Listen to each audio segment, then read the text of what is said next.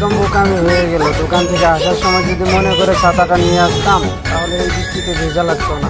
আর আকাশে এত পরিমাণ মেঘ জমছে, একদম অন্ধকার হয়ে গেছে। এখন আর কি করা, যেহেতু বৃষ্টিতে ভিজেই গেছি, অমনি ভিজতে ভিজতে বাড়ির দিকে চলে যাই, তাছাড়া এখন কোনো পথ নেই। আহ!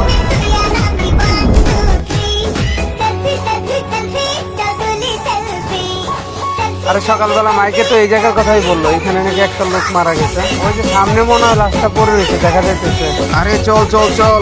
হাই হাই, উনি মারা গেছে। আচ্ছা, তুমি কি ওনার চিনো নাকি? ওনার নাম করিম, আমার বাসা থেকে একটু দূরে ওর বাসা। ও আচ্ছা, কিন্তু ওনার তো দেখে চিনে যেতেছে না, বজ্র পরে একদম কিছু কিছু জায়গা পুড়ে গেছে। কালকে বৃষ্টির সময় হয়তো বাড়ির দিকে যাইতেছিল আর বর্জ্য পরে মারা গেছে। লোকটা এই বৃষ্টির ভিতরে কেন যে বাসায় যাইতেছিল? আসলে এইসব বলা